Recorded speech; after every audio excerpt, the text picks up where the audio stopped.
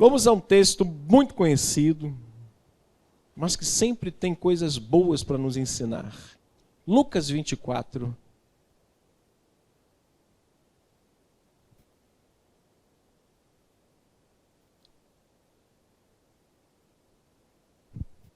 Do 13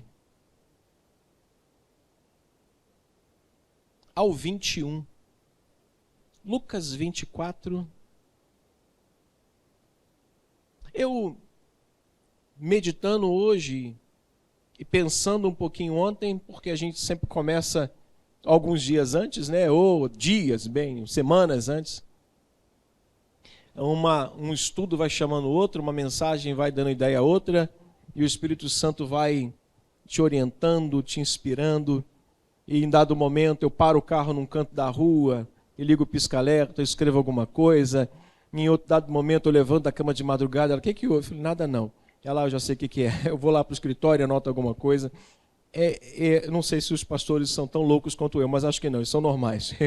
Eu que devo ser um pouco diferente. Mas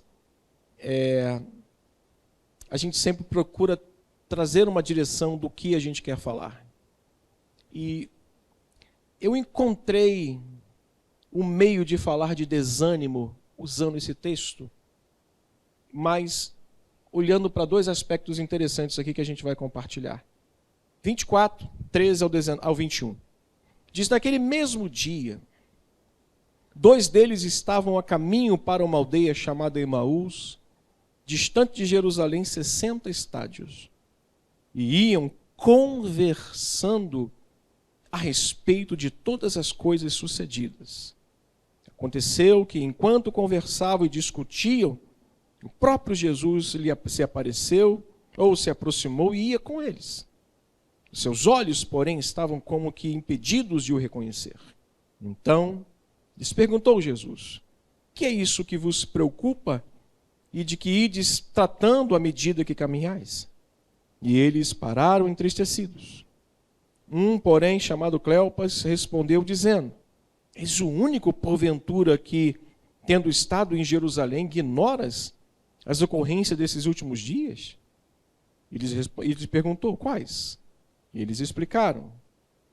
O que aconteceu a Jesus, o Nazareno, que era varão profeta, poderoso em obras, palavras diante de Deus, de todo o povo, e como os principais sacerdotes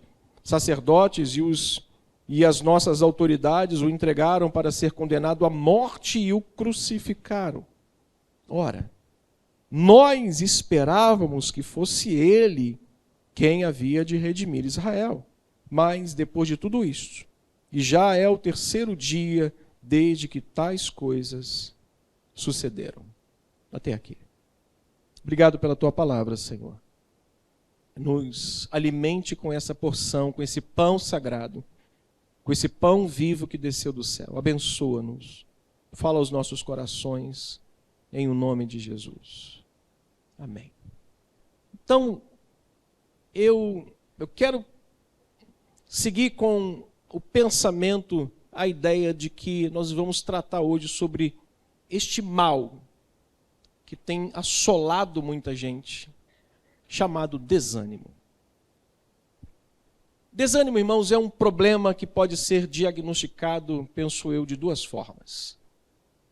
Primeiro, de forma humana. Por quê, pastor? Porque desânimo pode ser, em alguns casos, ocasionado, ou pode ser, ou vir ser ocasionado, por uma falta ou por falta de vitaminas e minerais no organismo, causando problemas emocionais e, em casos mais graves, até mesmo uma depressão. Então, vamos considerar pelo lado humano, físico, se a gente pode dizer patológico, o lado humano é a ausência de algumas vitaminas importantes no corpo humano que te levam a uma fadiga muito grande e aquela falta de desejo de tentar fazer alguma coisa. Mas também nós temos como diagnosticar pelo lado espiritual. E em Efésios 6,12, Paulo vai dizer que a nossa luta não é contra carne ou sangue, mas contra principados e potestades que agem nas regiões celestiais. Então, irmãos, Sendo assim, grande parte do desânimo que algumas pessoas enfrentam é consequência de carregarem o peso do fardo do homem natural e, ao mesmo tempo, de uma travada batalha, uma travada luta espiritual que eles enfrentam nas regiões celestiais. De um lado, nós temos o homem natural, que é passivo de acontecer problemas naturais, de ordem de saúde, que podem levar o ser humano a se desanimarem, a se enfraquecerem por falta de nutrientes, minerais, vitaminas no organismo. Isso é muito natural. Mas nós temos o outro lado, que nós vivemos numa dimensão que às vezes o homem natural não consegue ter o entendimento de que nós lutamos e travamos uma batalha espiritual intensa todos os dias, a toda hora e a todo momento. Portanto, eu creio, irmãos, que não há como uma pessoa sair de um estado de depressão, de desânimo, sem que ela cuide dessas duas áreas da sua saúde, quer a saúde física, quer a saúde espiritual. E pode parecer muito simplório usar, e muito clichê usar a ideia do desânimo que se abateu sobre Elias, mas não é. Pode parecer simples, pode parecer bobo usar o exemplo, mas este exemplo tem muito a nos ensinar hoje. Veja o capítulo 19 de 1 de Reis, versículos 5 ao 9, essas duas áreas sendo tratadas pelo Senhor na vida deste homem. 1 de Reis, capítulo 19, vamos ao verso 5. Com cuidado você vai ler. Essa Bíblia aqui minha é tão velha que ela, se você puxar a folha com muita força, ela rasga. Então, essa aqui é igual aquelas pessoas de 90 e poucos anos. Quando você pega nela, ela tem que pegar com cuidado, senão ela se desfaz toda. Então, a minha bichinha quieta aqui, com muito cuidado, por isso que eu demoro a abrir. Isso, meu amor, fica quietinha aí, você vai durar mais uns 100 anos. Olha o verso 5. Deixa eu ler daqui, porque todos nós conhecemos muito bem essa narrativa, mas aprecie o texto. Deitou-se e dormiu debaixo do zimbro, e eis que o anjo o tocou e lhe disse o quê? Levanta-te e come. O que ele viu? Ele olhou e viu junto à cabeceira, o que diz o texto? Um pão cozido sobre pedras em brasa, e uma botija de água. O texto diz que ele comeu e bebeu e tornou a dormir. Voltou a segunda vez o anjo, tornou a tocar, lhe disse, levanta e come, porque o caminho te será sobremodo longo. Verso 8, leia com cuidado. Levantou-se, pois, comeu e bebeu, e com a força daquela comida, caminhou 40 dias e 40 noites, até onde? Até Horebe, o monte de Deus. Nos versos 5 ao 8, vemos que seu organismo, como é que eu entendo isso? Como é que eu percebo isso? Eu percebo que nos versos 5 ao 8, o seu organismo estava nitidamente fraco. Porque a Bíblia diz, a partir do versículo 8, que ele comeu e bebeu, e com a força daquela comida, ele teve força para fazer o quê? Ele teve força para botar o pé na estrada e caminhar até onde? Até Horebe, o monte de Deus. O texto nos mostra claramente que aquele homem, devido à falta de comer e de beber, de alimentar o seu organismo, ele estava precisando de algo para lhe dar força, para que ele pudesse caminhar exatamente até onde Deus iria falar com ele. Eu quero chamar a nossa atenção para detalhes tão bobos que pode parecer ser, mas às vezes nós atribuímos um desânimo da nossa vida somente a questões espirituais, quando na verdade nós não nos cuidamos, não cuidamos desse patrimônio que Deus nos deu, que é a nossa saúde, que é o nosso corpo, para que a gente possa servi-lo e caminhar e seguir a nossa jornada e manter a nossa vida com Deus e estar sempre presente aos pés dele. Porque é só na presença dele que nós vamos encontrar força para seguir a nossa jornada. O que vemos claramente é uma ação levando a outra ação. Ele levanta, ele come, ele bebe, ele caminha para o monte chamado Horebe, e ali, mano, o anjo está fazendo Elias comer e beber para que ele possa ir até o monte de Deus para ouvir o que Deus quer falar. Vamos aplicar isso simplesmente? Pessoa desanimada, geralmente ela está prostrada dentro de casa.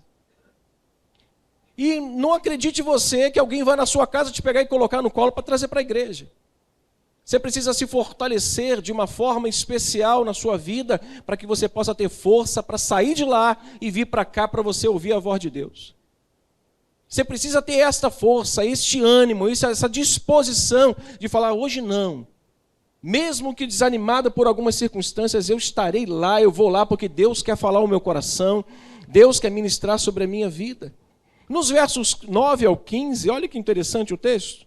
Ali, ele entrou numa caverna, passou a noite, eis que veio a palavra do Senhor e lhe disse, que fazes aqui, Elias? Ele respondeu, tenho sido zeloso, nós conhecemos o texto. Verso 11, 12, 13, agora leia o versículo 15.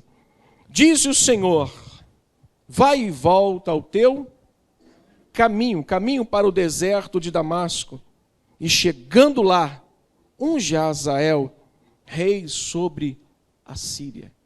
Ou seja, ele primeiro quer que aquele homem se levante, ele quer que aquele homem saia daquele estado de prostração.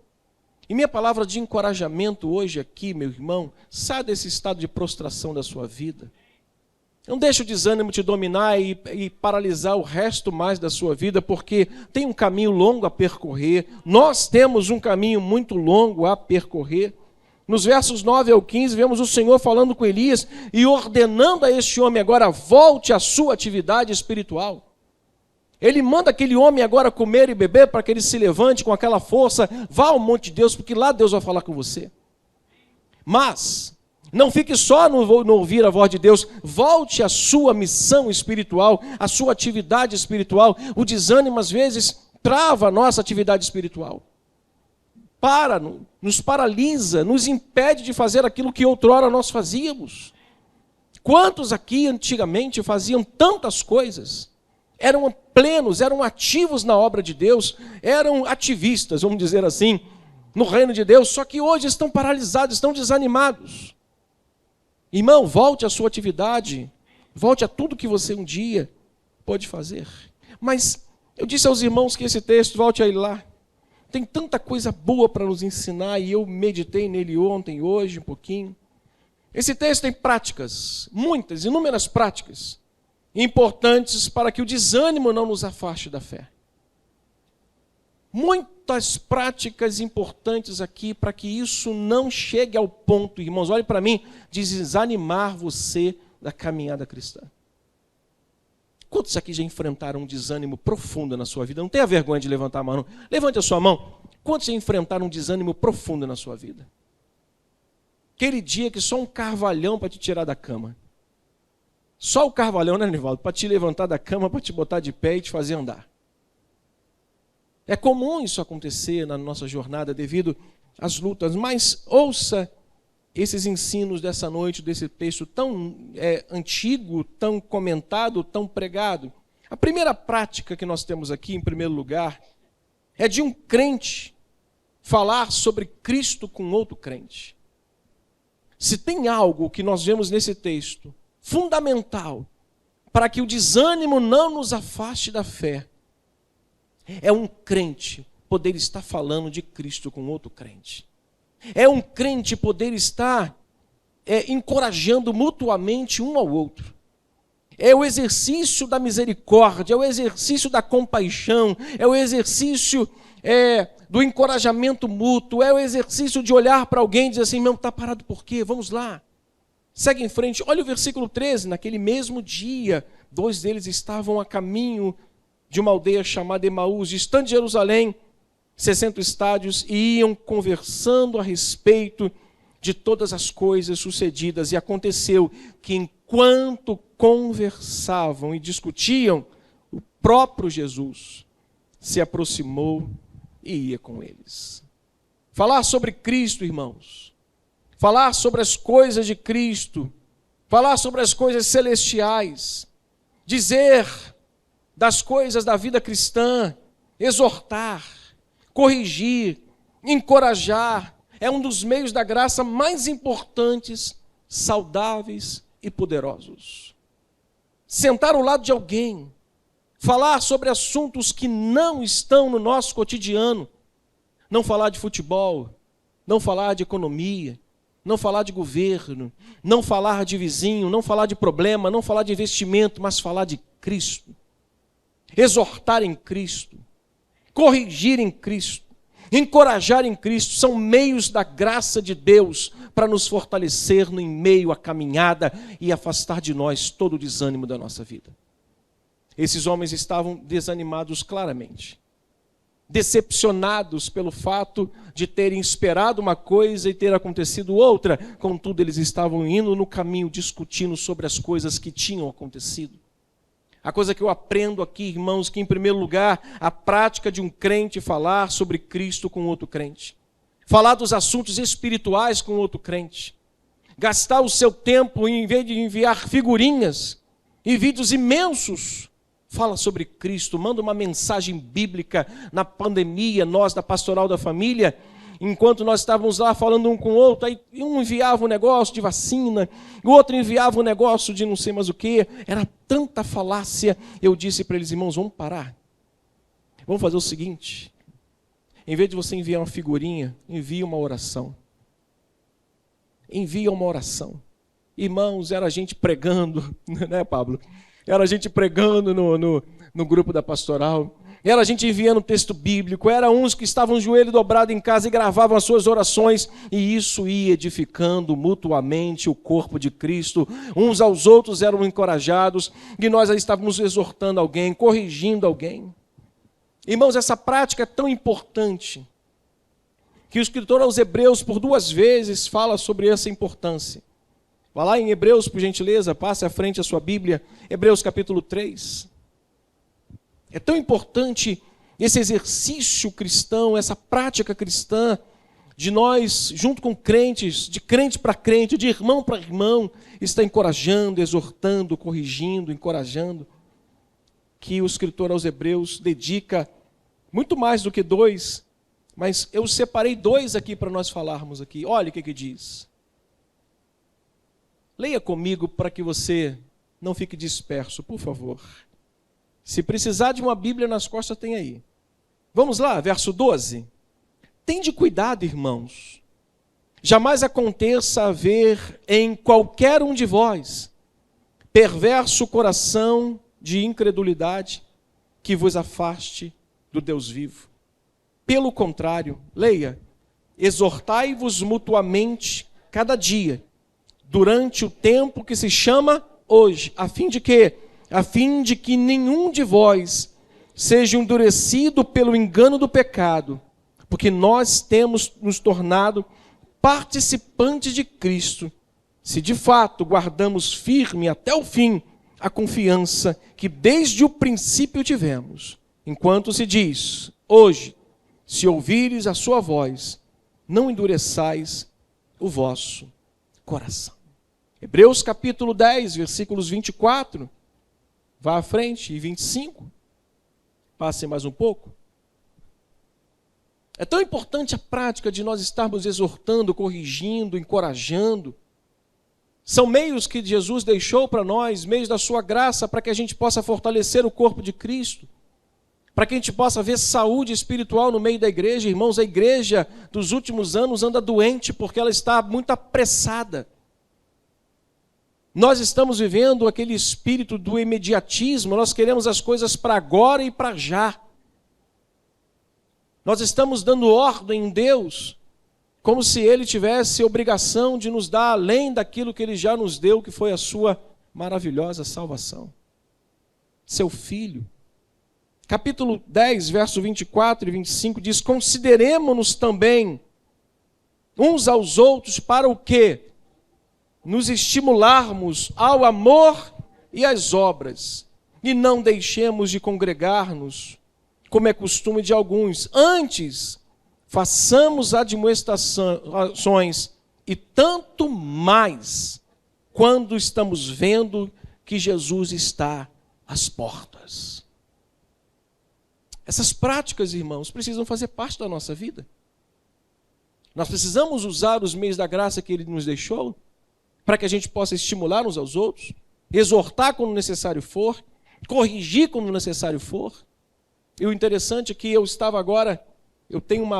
sou muito ruim nessa questão tecnológica, e meu computador lá, quando eu preciso de ajuda, eu peço Gustavo, e parece que a impressora agora não quis me obedecer. Eu falei, meu Deus, o Gustavo foi embora, agora só se eu pegar a tela do computador e levar lá para o meio, lá, porque não tem como imprimir. Aí eu consegui dar um jeito e imprimir. E nisso que eu estou tentando, lá entra uma irmã da escola bíblica. E ela bate na porta e não pergunta, pode entrar? Não, ela bateu na porta e só entrando. Mas só que eu vi no semblante dela, o semblante de angústia. Na mesma hora eu parei tudo, me levantei, o que houve? Ela disse, pastor, tenho que fazer uma cirurgia, preciso fazer uma cirurgia essa semana, e a médica disse que possivelmente eu posso perder a minha voz. Pastor, eu sou professora de escola bíblica, eu amo o que eu faço. O que o irmão faria numa hora dessa? Irmão, olha só, falta 10 minutos para começar o culto, eu nem estou conseguindo imprimir a minha mensagem. A irmã volta depois que a gente ora. Irmão, eu estou me preparando para falar sobre encorajamento, desânimo, para que a gente possa usar os meios da graça para estar fortalecendo um ao outro. Acho que Deus, naquele momento, nos está dizendo assim, aplique agora na sua vida, meu filho. E eu falei, Senhor, agora o relógio está nas tuas mãos. E quando eu fui ver, deu tempo. Até o Rômulo chegou atrasado hoje. O Rômulo chegou até depois de mim. Meus irmãos, que Deus possa nos usar. Aliás, que Deus nos ajude a usar os meios da graça dEle, para que a gente possa fortalecer o corpo de Cristo, e encorajar, e exortar, e corrigir, e levantar o caído. Tão importante é que o apóstolo Paulo também, da mesma forma, fez diversas orientações sobre essas práticas. 1 Tessalonicenses, capítulo 5, verso 14. Vai um pouquinho, aliás, volte um pouquinho. 1 Tessalonicenses, capítulo 5, 14. Olha o que diz. Preciso que você leia para que você grave. Diz, exortamo-vos também, irmãos. Aqui também, leia, admoestemos os insubmissos, consoleis os desanimados, ampareis os fracos e sejais longânimos com todos. Louvado seja Deus. Para fortalecer ainda mais a ideia dessas práticas que são os recursos que Jesus nos deixou, vá a Romanos capítulo 15, por favor.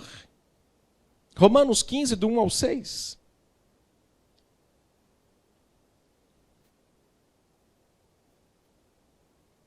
Romanos 15.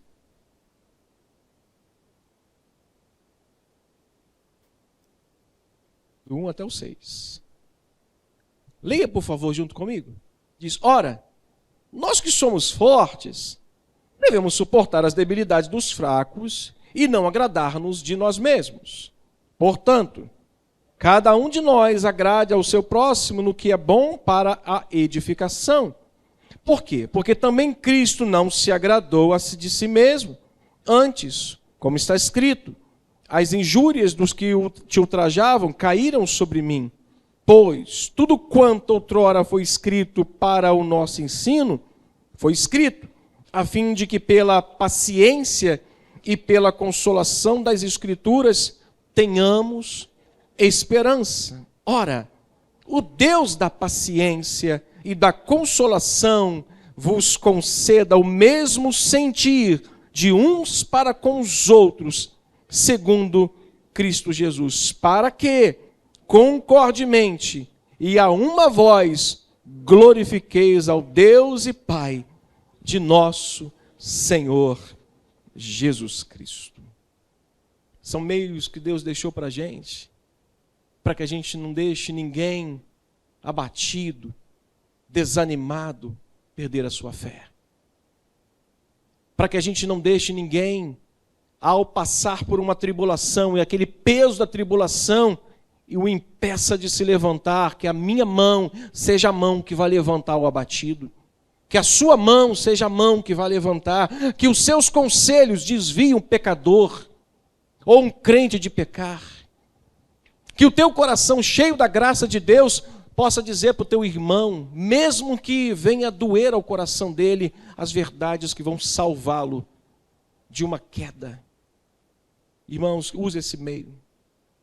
A conversa sobre as coisas espirituais é um dos mais importantes meios da graça que temos para o fortalecimento do corpo de Cristo e dos laços espirituais, também emocionais da família.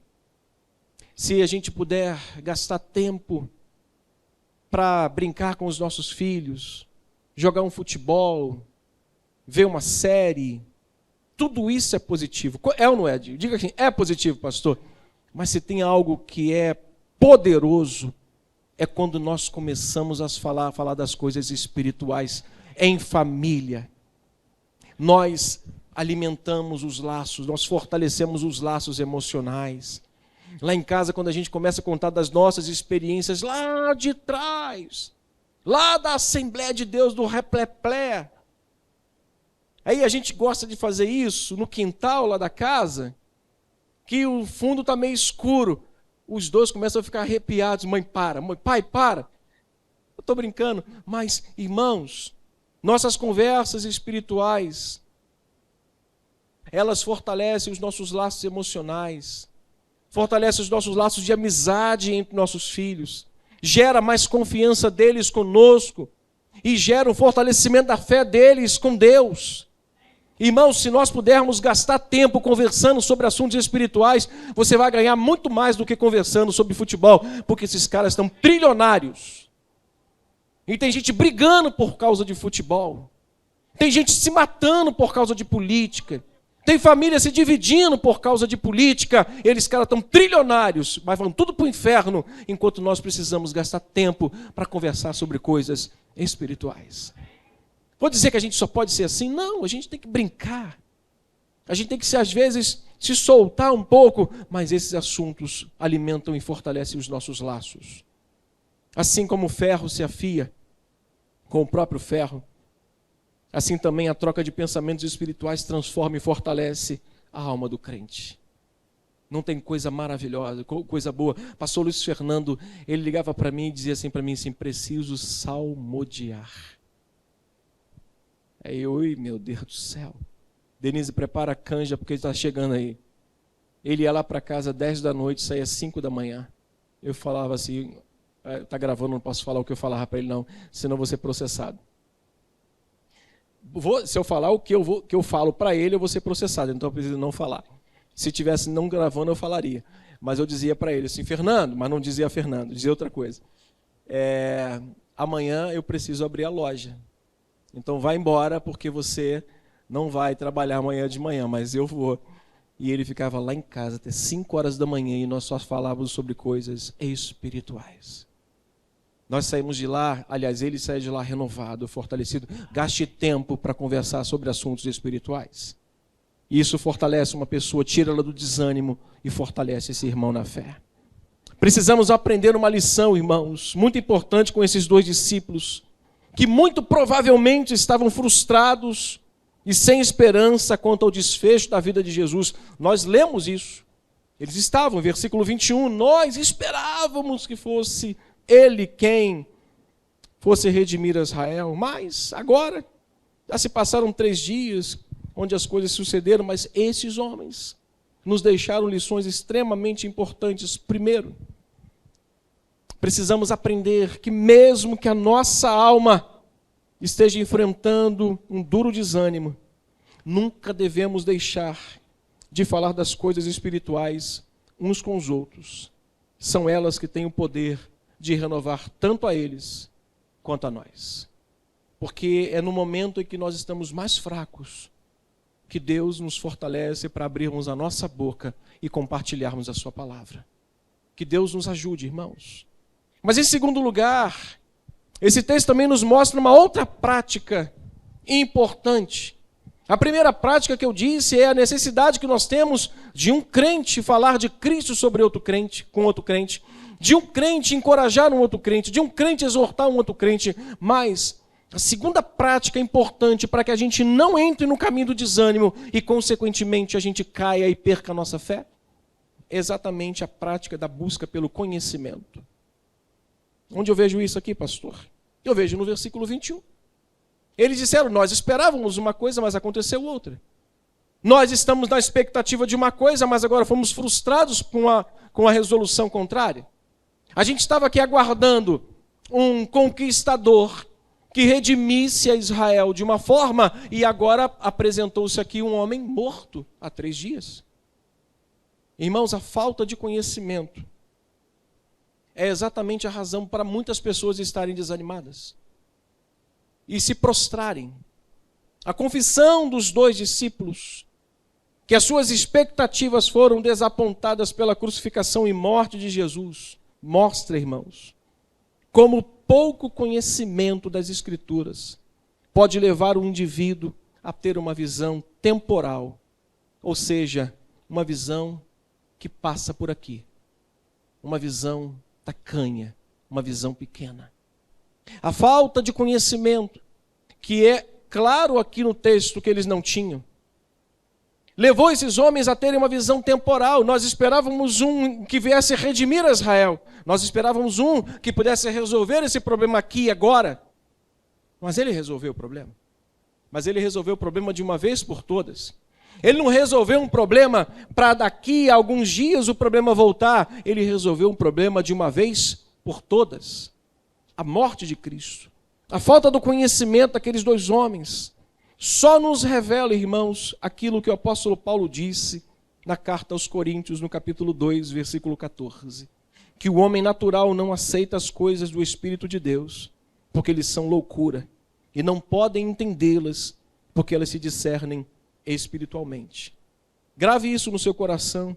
Aceitar que a redenção espiritual de todo o homem viria com a morte sacrificial de Cristo foi, e ainda o é, o âmago da salvação pela fé, irmãos. A morte de Cristo nos homologou direito à vida eterna, à salvação eterna. Eles estavam aguardando um conquistador que resolvesse o problema ali, naquele momento, mas ele veio, morreu pelos pecados de todos e deu a vida a todos. Paulo, em Coríntios 5,15, vai dizer isso. Ele morreu por todos, para que os que vivem não vivam mais para si mesmo, mas para aquele que morreu e também ressuscitou. Meus irmãos, busquemos conhecer, porque o conhecimento da palavra de Deus fortalece-nos e o desânimo passa longe de nós. Que o Senhor nos ajude, que o Senhor nos abençoe, que o Senhor nos dê graça. Esse texto é muito rico. Esses homens caminhavam por um lado oposto. Eles iam ao caminho contrário daquilo que todos estavam ali caminhando. É isso que o desânimo faz às vezes com as pessoas. Elas caminham para o lado oposto de Deus. Eles não conseguiam enxergar o que era mais óbvio. O desânimo faz isso com as pessoas. Mas a boa notícia de tudo isso é que para todo desanimado tem um Deus presente que o anima. A Bíblia diz que Deus apareceu a esses homens. E quando ele partiu o pão com aqueles homens, a Bíblia diz que os seus olhos se abriram. Que nesta noite o Espírito do Senhor possa abrir os teus olhos e te fazer entender que não existe adversidade que impeça a ação de Deus. Não existe nada que possa impedir aquilo que Deus tem para realizar na sua vida e na vida da igreja. Feche seus olhos, curve sua cabeça. Pratique isso, principalmente ser condescendente com o seu irmão. Mas eu queria orar nesta noite por pessoas que estão enfrentando o desânimo, que estão enfrentando esse momento tão difícil na sua vida. Desânimo por diversas razões. Se você desejar e quiser uma palavra de oração, eu gostaria de orar por você hoje. Se você assim quiser, saia do seu lugar. Eu tenho aí 20 minutos para finalizar o culto. E eu quero terminar antes. Mas antes de finalizar, eu quero orar por você. Se você está aqui nessa noite e tem enfrentado esse desânimo na sua vida, nós vamos orar.